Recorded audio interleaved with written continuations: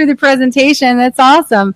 So why don't you introduce yourself first? Because I'm actually recording this for YouTube, so that you guys have the option of, having the replay, and I can share it out. So go ahead and introduce yourselves to everyone.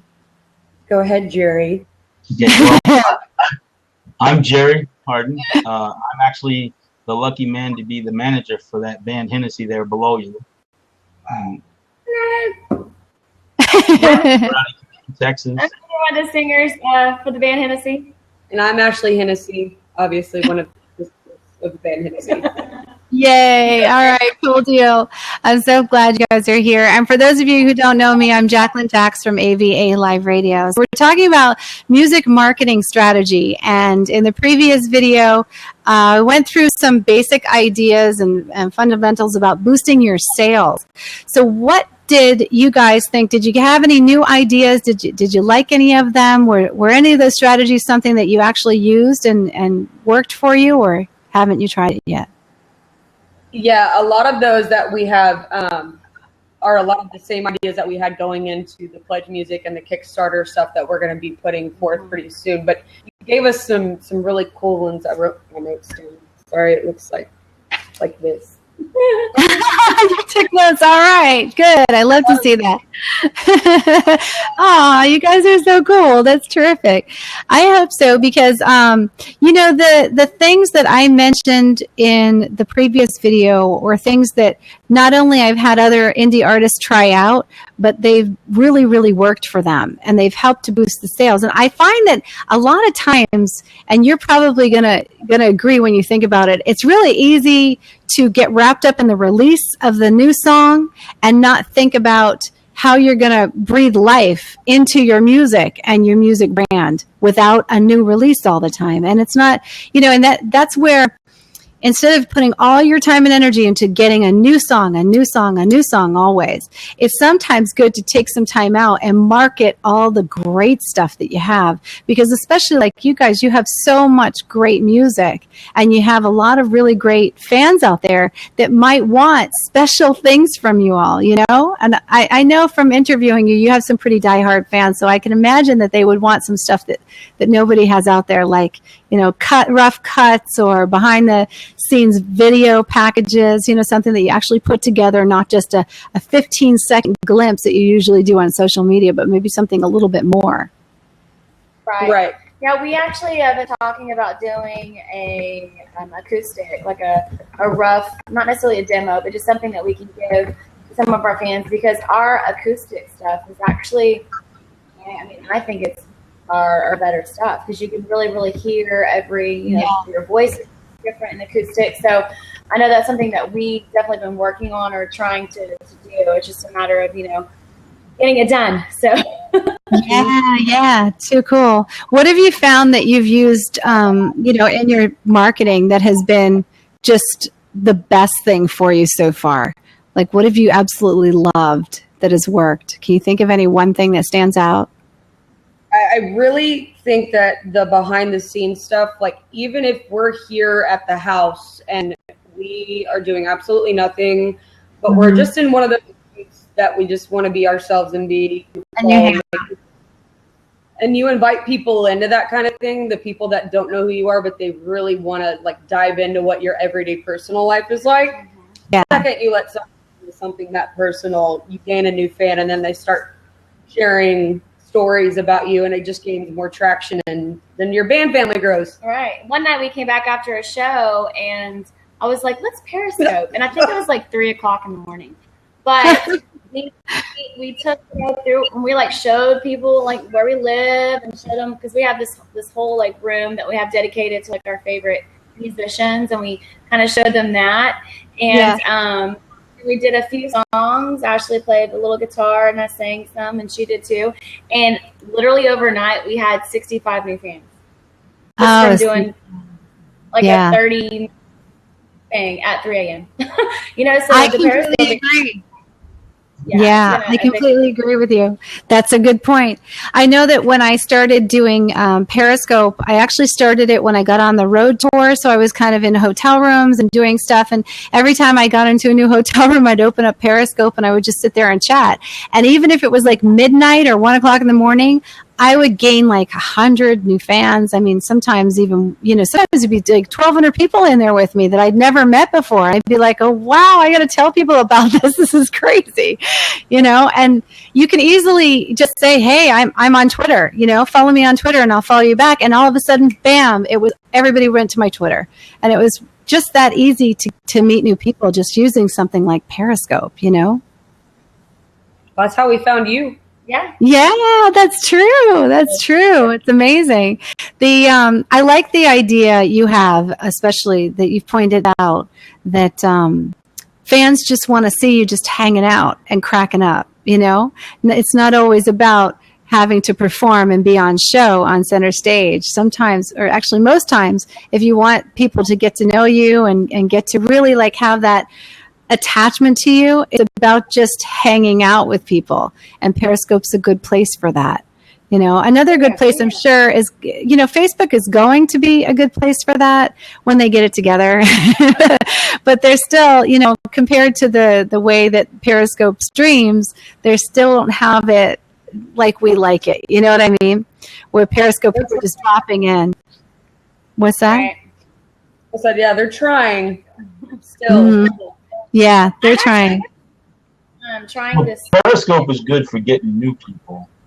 Right. Yeah. Facebook is the people that are already following you, already your friends. And if you want to change your family, you need something like Periscope. Yeah, right. I know. Have you guys tried to use Facebook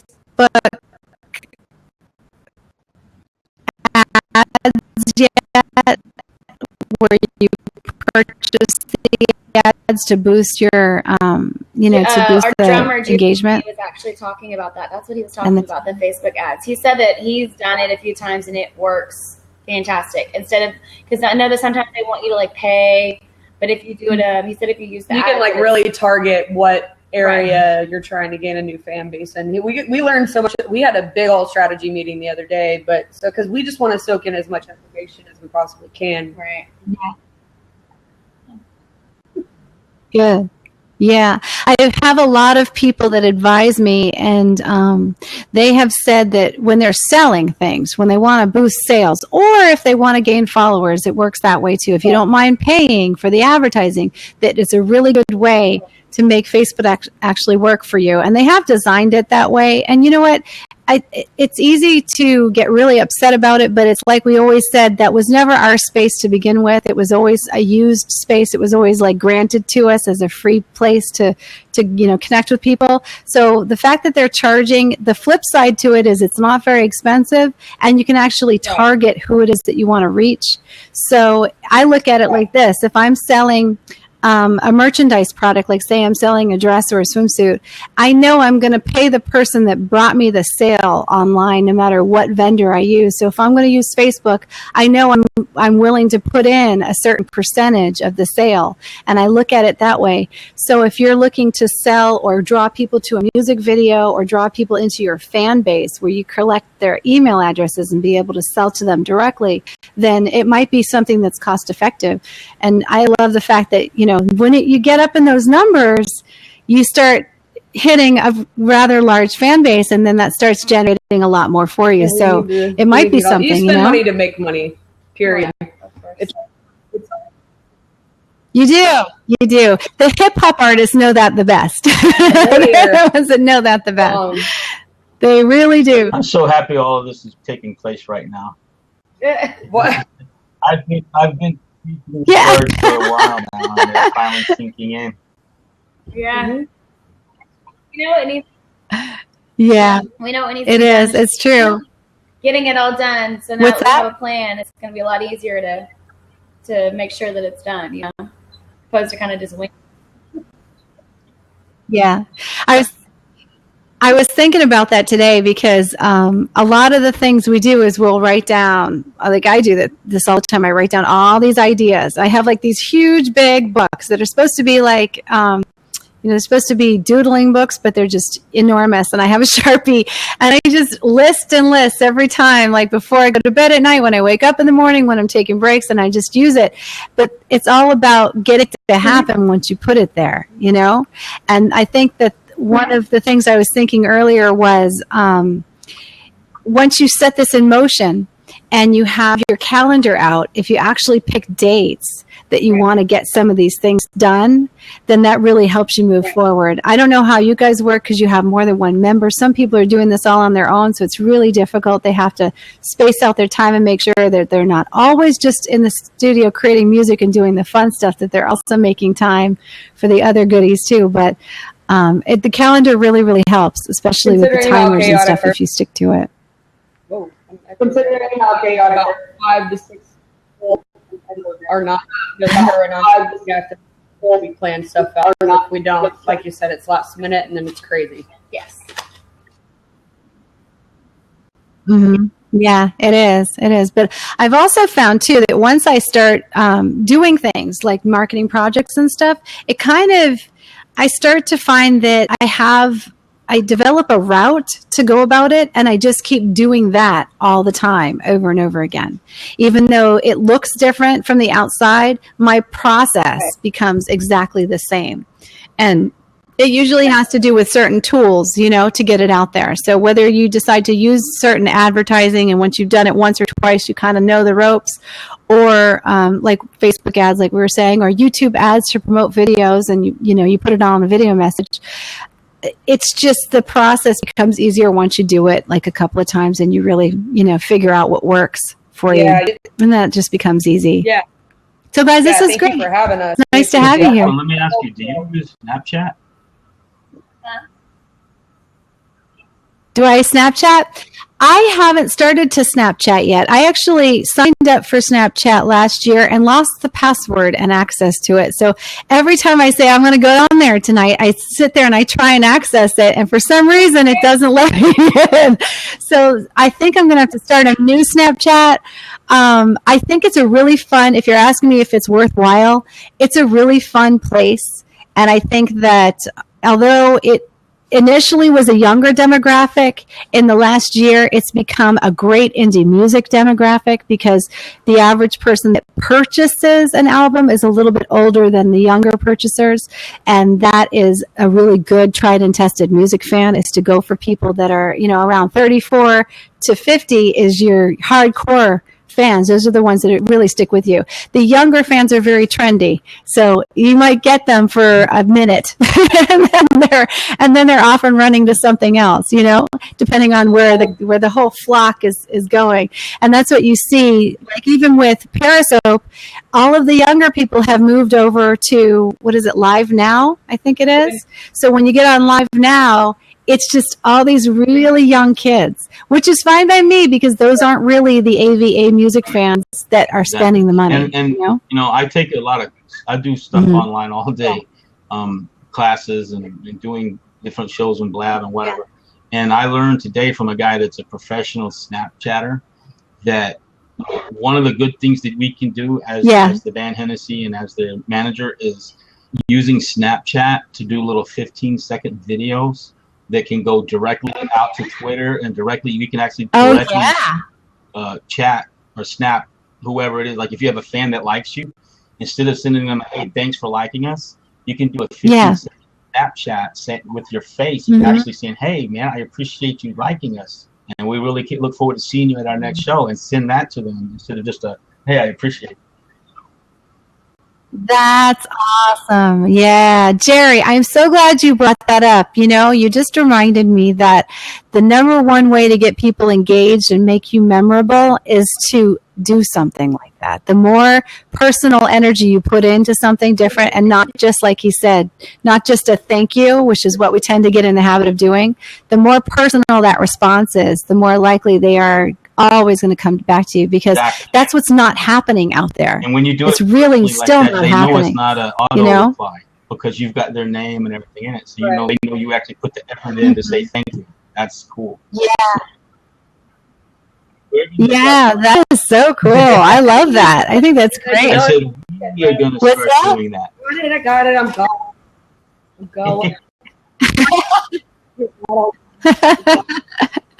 It is. I mean, it's a little more time consuming, but you know what? It's so much fun. If you're going to be on social media, it's a great way because they just go crazy. You know, when you answer somebody personally like that, they're like, wow, they actually took the time to do it. And you know, it goes along with saying once you've done it once, it'll get easier and faster. Friends, I like this band, and they actually sent me a personal message, and they're going to tell their friends, and they're going to be like, oh, cool, I want a person. Yeah. There you go, buddy. They will. That's why I love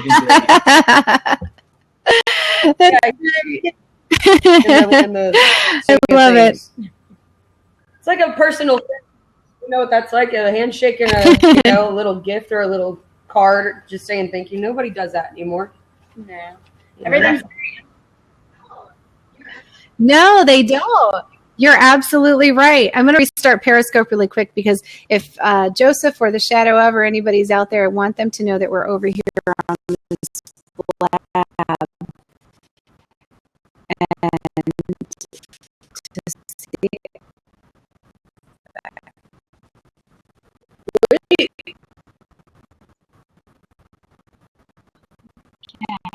I'll wait for them. So, like you said, I don't understand that, you know, they have to make that personal connection out there. They're still not associating, like the people that are following you, with real followers. They're still thinking somehow they're kind of there, but they're not really there, you know? And I guess it's because they're just not putting the time and energy into being really, you know, personable with them and making the connection. Like they'll read a comment and it won't really sink in, you know? They'll just think that, I don't know, they left it there. It's in the sphere or something like that. But yeah, it is, right? Seriously. So have you guys used the YouTube network yet? Because a lot of people will post YouTube videos, right? But they actually haven't engaged with the network that typically has been for, you know, like YouTube channels that make silly channels or beauty bloggers or, you know, fashion bloggers. They're really good at engaging within that actual YouTube network. But indie artists don't tend to actually use it. Have you used it? Not at all. We have not. That's the first time I've heard of it, but thank you. Yeah. So just so you know, and for those of you who are listening, YouTube is an actual network like Facebook, like Twitter. The only difference is it launches music videos as a way for them to communicate with each other. And then people go on and they follow the channel and then they leave comments below and then you're expected to answer them. So a lot of the new YouTube apps that you get on your devices actually track all those comments. Google Plus is on board with that. So of course your YouTube videos, and I'm going to do a segment on this YouTube video boosting. YouTube videos will be boosted if you use Google Plus to share them because Google Plus is part of YouTube. So the value of your comment section on Google Plus directly relates to how you're going to get listed in the search engines for YouTube. Yeah, so there's like a whole thing. So you always want to go on your videos and share them directly from YouTube onto Google Plus and start a conversation and try and engage people into the conversation on any of the networks, but mostly Google Plus. Google Plus is a great place to be able to boost that search engine. And then you know about the description boxes. A lot of indie artists don't use those description boxes, but the description boxes are searchable. So if you want to get better content listings in the YouTube, you know, be discovered on YouTube as well as out there on the search engines, use your description boxes, put more than 200 words in there. Put a lot of words about the band, about your music, keywords, but don't spam the keywords. Just put them in sentence content, just like you do if you were writing a blog. Put it there and put your social media links so that people can always find you. Direct social media underneath. Don't make them go find you somewhere. Just have the links there and use the HTTP address code to put the full link in. Otherwise, it won't be clickable. What about the hashtag? Hashtags? Yeah, you don't really need to use hashtags in the description box. There's actually a tag section. So when you're launching a video, you want to hold it back. We did a segment on this if you search avaliveradio.com, there's a whole segment that I did on YouTube videos and how to privacy set them, how to do your titles, how to create the description, and what to do with the tags. In the tags, when you launch a YouTube video, there's a bunch of tags you can put in. That's where you're going to put anything you can think of that people would put to search your video, but not just your video, your kind of genre. So if you kind of play around on YouTube and start typing in phrases, you want to include the phrases in the tag, not just one word, because that's going to be high competition. So say you put indie band, there's going to be almost everybody's going to use the tag indie band. But if you put as you start to expand that search into an actual phrase, it's more likely to come up with a little more traction for you guys. Like two female fronted bands. Right. Yeah. Yeah, exactly. Things like that. The people, like some random person's going to say, oh, I wonder how many, two female fronted bands there are out there, or bands from your area, or, rock bands from your area, stuff like that. That's really cool. I like that idea. Yeah. I got a lot of work to do. Yeah, you do. But you can keep a list. I love to keep lists. Keep a list on your computer of things that you've done, like tags, and then just you've got them all there. Any great tag ideas that you've had in the past, it's still there, What I just learned about was, what's it called? I went over here. Twubs. Did he turn himself off? He turned himself off. There you go, Jerry. He's gone. Yeah. All right. Now I got to see if he comes back in. He'll call back in. This is Sassy. Isn't she so cute? That's adorable. Mine's down here sleeping at my feet. She was in the other room whining, so I had to let her in. She whines like a toddler. I don't know what happened there. All right, hang on. Let me get him back in. Sorry. Anyway, do you know what Twubs You're back. TWUBS? Jerry. It's a place where you can TWUBS, Twubs. No, I don't think so. What is Twubs? You go there to whatever name you're using to register the hashtags. Like I've got Premier Bands, I got the band Hennessy, and all kinds of things registered. And I can go there, and it's like a dashboard. I can go there and see everything on all of those hashtags that's ever been put out on them.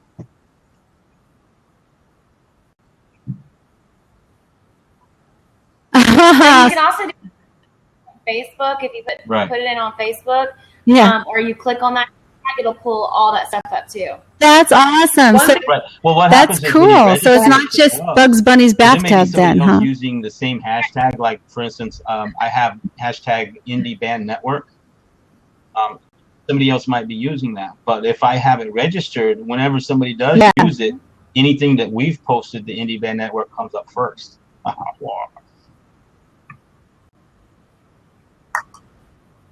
Oh, I see. That's cool. Awesome. I love that. That's great. What was I going to tell you? Another thing that really helps on weighting hashtags too, and this will help with your Twitter profile if you want to take stats on, on your at Hennessy, the band Hennessy. If you use at the band Hennessy a lot or often on different social media networks, then it will actually have a score, especially through the Twitter stats. So if you search the Twitter stats for that, not just your hashtag, but the at symbol, it'll show you all of your engagement as well as other people's engagement of your band and how many people you reach. You can do it through Twitter, and even if you have, like, say, 20,000 followers, sometimes you're reaching like 20 million people. Wow. So it's good to find out what those stats actually are and keep track of them. As a band, Premier Bands Unlimited, I've been posting things for them, under at Hennessy _band for Twitter and everything. I was told that if I just use at Premier Bands Unlimited as the post and put their @ sign in there, that way it shows being posted by somebody else, then they can go in and retweet it and like it, and it doubles the score right off that. Cool. Yeah. Yeah, it does. It does. You definitely want to use everything that you have. Everything you have in your arsenal. If you guys have separate Twitter profiles, then definitely every time you like your own profile, it helps. You want to add to that score, and that works for Facebook engagement too. I don't know if you caught the recent one I did on JacquelineJacks.tv on Facebook, improving engagement on Facebook posts. But if you want to get seen in the timeline of the people that are already following you, you have to really work at engaging them. And sometimes that means tagging them up in posts and, going on their site so that they can see that you've been there and that they'll get shown in the algorithm, and that all kind of gets tracked by Facebook. Not only that, but when you release a post, the more people that will like it and comment and engaging, including yourself as one point, you make sure you go back and actually leave a comment and, and continue on with that. Every time somebody goes on and replies, or, you tag somebody in things, that one post gets post boost, even without paying for it. And that's how sometimes you see posts that are going on for maybe days at a time, and people are still re-engaging with the post. So the more people you drag into that one post, even if it's over the course of a week, the more engagement it will continue to have. Yes, that's awesome. Okay. Yeah, I know. That works for your videos too. Of course, you know that uploading video to Facebook gives you a lot more weight than in the message, and gets seen a lot more organically than a YouTube video. They actually block them. So a lot of times people will put up an image and a post and actually link the video in the comments below instead of putting it organically right directly on the page. Because when somebody visits your page, it's probably not getting in your timeline at all. You can put the link to the to the YouTube video on the description of the picture, and it shows. Yes, right. Yeah. I have a YouTube specialist that says that when she does that on Facebook, it actually lessens the boost of the image on Facebook because they know what you're doing by putting it in the description. But she's done it both ways anyway, and that's why she's moved down to the comment section. But she says, honestly, nothing works consistently, so she doesn't want to be quoted on it, but it's just something that she's done. She's like, sometimes it will still work. People will still find the video, but typically the minute I put the YouTube link in the description or put it directly on Facebook, all of a sudden it gets no views unless people are just scanning her page, So you got to be a little tricky with that. Is it like? Yeah. I know. I love it. So there's little tricks that are going on right now, but it's funny because we're all, between everybody that we're linked up with on in our network, as they find information, they always give me a little heads up about what's going on. And it changes every day. I mean, I could sit all day long. There's so many little things that are happening, little tweaks that are going on. I could literally do it all day long, and I don't have time. I should just dedicate one person to it because there's just a lot of little things. That's crazy. We did find out some good information from our drummer Giovanni. He said there was an app, sorry, give me a second. Let me look at those notes. No worries. SoundScan. Have you heard about that? SoundScan. Yes, I have heard about SoundScan, but what was going on with SoundScan? What did you hear? He was letting us know, right off the bat, along with, trying to keep a track of all of your posts, hashtags, your viewers, all that stuff. That's directly related to album sales. So they actually report that to that company, and that is what a lot of record labels are looking at for proof of purchases of your music. Yes. Yeah, I have heard about that very, very often. It's been going on for quite a long time. I just tweeted out blab just in case anybody was coming in. Yeah, I have heard about that. Is it something that you guys are currently doing, or you're looking to do? We're actually going to be doing that once the full album's out, right? Yeah. Mm-hmm. We plan on doing it. Good. I guess it can't hurt. No, it can't. You know, and like I said, once you guys find what works really consistently for you, then that is the route to go. And then you just add in whatever is fun, that you enjoy. And with social media, you always want to keep it fun, because if you don't enjoy a certain kind of social media, like if you I have some people that just can't stand certain ones, and I don't want to mention them, but they just can't stand them. So they stay off of them, and that's okay. It's perfectly fine, because you're going to find just as many people on one as you're going to find on another. So if you have ones that you're favoriting, then you just work right there. But always, always, always, you want to collect the emails for your own website and keep your own website as live and active as possible. Because as we found out with Facebook and many of the other ones, they do change. They change at least once a year, sometimes a lot more often than that, and you lose all power of accessing your followers. And I've seen many of artists, build up to 100,000 followers and not have an email list on Facebook, and then lose every single one of them. They've even been shut down entirely without any access, and bam, music life is over. They have to start from the beginning. So it's really important that you drive as much traffic as you can to your email list, and make sure that people know to connect with you there always first. Yeah, we're going to have a landing page get put on ours, and another like one. A pop-up window. Just you can join us. I almost kind of want it to be like, enter your email address, and I like yours. Then you can enter, but without restricting people. I don't know. It's weird. I don't know. No. We've been talking about that a lot lately, actually, because I've had indie artists that have designed whole sites on Wix that are privacy set, and just for an email address, you can have access. And now this year, the Kardashians are charging $4.99 or something for access to their website, which just blows my mind, because when you actually go in there, it's not worth $4.99. You opt out of it immediately. It's just another website. So the only difference, I think, is the Jenners actually have a live streaming thing going on inside their website, which to their fans is totally worth it. And ultimately, when you're talking about millions of fans all paying $4.99 to see you live stream, then you have some kind of clothing budget at the end of the day, right? So I think that for indie music artists, the big thing is just to get the email addresses when they land on your site, but make sure they can see your site so they can see how great the content is. Because if you don't have a preview of what they're going to see to get there and it doesn't look interesting, they're really not even going to give you the email address unless they're coming specifically for something via some ad that you've placed out there drawing them in. You see what I mean?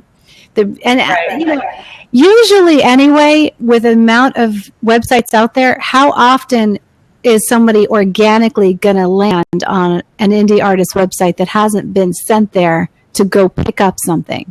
Whether it is to see a new video, to find out what's happening, to revisit and see you guys because they haven't been there, or they met you at a concert and they want to see where they can connect with all your social media pages if they haven't found them yet. So there's usually a reason. So I would make sure that the front landing page of any website for indie music is so incredibly different than anything else they can find out there for free that they have to give you the email to enter. They just want it. And it could be a really cool picture saying, come new video exclusive here. You know what I mean? Something like that.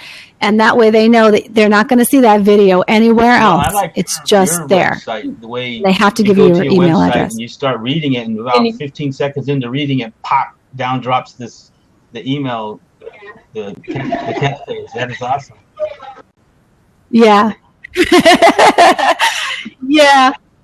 Yeah, I was talking to a media marketer once, and I said, well, what should I do? Should I have it privacy set where you just can't see anything until you put your email address in? And he says, well, you can do it whichever way you want, but I highly advise, based on the kind of content that I have, that you let them start reading it, and anything they can't get in 15 seconds, then you put the pop-up, and encourage them. And hopefully they're a fast enough reader to know that there's value there, and then they're going to give you the email address. And make sure that the pop-up window is enticing and not something like, can't get in, I saw you something that's friendly. And then I was it's good. Chatting with you on Periscope and told you about the band, and then you told me to go to your website, and I did, and that's where it all began. It was... Look at that. Look where we are now. You guys are in my live streaming things. This is great. And we're going to be doing a lot more panels too, which is going to be fun because these panels will become YouTube videos, and then we can just relaunch those archives like crazy so people can benefit from the content and meet you guys, you know. Our YouTube channel as well. It's going to be cool. Of course. Yeah. Okay. Yeah, we'll get them for you. I can put them in a Dropbox for you and you can load them up. And you even clip them. You know, I recommend, from what I've been told, shorter videos are always great when they're resource videos. So you might want to break them up and just pick out maybe 1 or 2 questions and then just put them up with the title that describes that, you know, that question, rather than try and put a 20, 30-minute, you know, video up there. Here on my computers, I can drop it into my editing software and cut it out and edit it down to, you know, 3 or 4 minutes worth of video about each subject. Of course. Yeah, and I encourage you guys. I haven't talked about this in email in a while, but I encourage you guys to do that with your Behind the Music episodes too, because we design them so that you guys benefit from a lot of people advertising one show. You know, so it's not just all dropped in your lap. If you have 5 artists on there, then all of us, including AVA, is advertising the show. So it helps to extend you into new networks of people that way, you know, because people that wouldn't know about you but know about this other guy, you know, that's coming on the show as well, is they're all going to find out about the other artists, and that's what we found has been a great just co-marketing kind of strategy for us. But as well as that, once you get the episode, you can go back on the page, download the episode, clip out yours, and create a YouTube video out of it with your images up there. He's giving you little hand things. That's great. Go tend to her dad. Y'all missed it. The reason I was laughing so hard in our original session earlier was because we're all sitting here, and then all of a sudden you just see his head go by because he drives one of the automatic stairs, and he was just like incognito. But I couldn't help it. Well, this has been fun, guys. I'm going to take on out of here and start getting these videos together. I will send them to you on email. And thanks for being here. I'm glad you participated. Come to the next one when we have another one. For sure.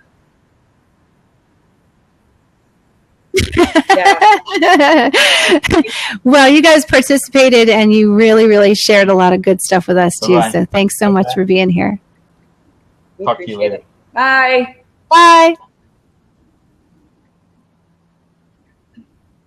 Where we going? So cute.